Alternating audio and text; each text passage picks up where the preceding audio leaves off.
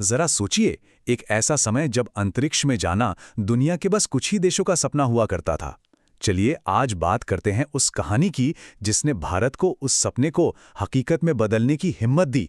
ये कहानी है भारत के पहले उपग्रह आर्यभट्ट की। ये लाइनें हमें याद दिलाती हैं कि आज हम जो भी बड़ी बड़ी अंतरिक्ष में उपलब्धियां देख रहे हैं, उनकी जड़ें एक साहसी पहले कदम में ही छिपी हैं। हर महान यात्रा की शुरुआत, आप जानते हैं, ऐसे ही एक पल से होती है।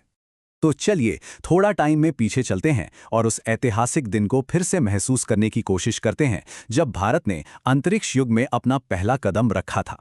19 अप्रैल 1975। ये सिर्फ एक तारीख नहीं है। ये वो दिन है जिसे भारतीय विज्ञान और अंतरिक्ष के इतिहास में सुनहरे अक्षरों में लिखा गया है।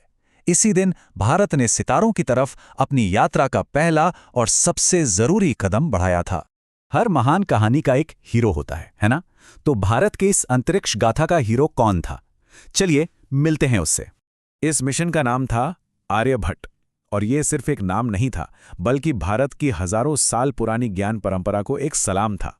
ये नाम महान खगोल शास्त्री और गणितज्ञ आर्यभट्ट के सम्मान में रखा गया था।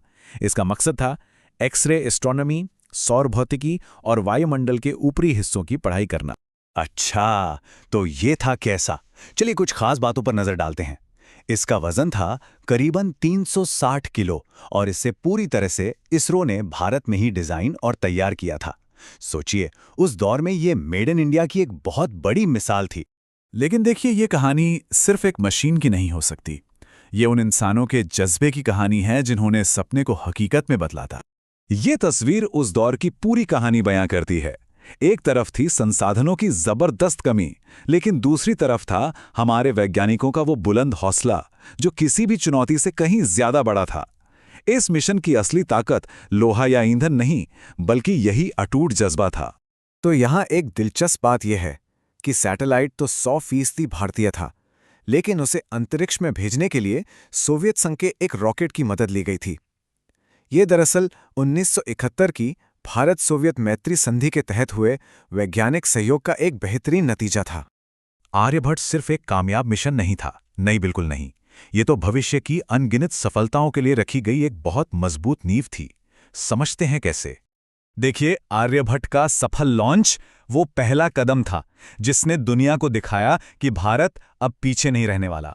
इसने इसरो के बड़े बड़े मिशनों जैसे चंद्रयान और मंगलयान के लिए एक तरह से रास्ता बना दिया। और आज की हकीकत तो हम सबके सामने है। भारत दुनिया की एक प्रमुख अंतरिक्ष महाशक्ति है।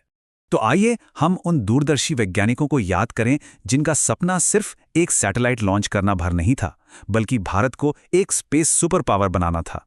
उनकी मेहनत ने ही आज के भारत की ये नींव रखी है।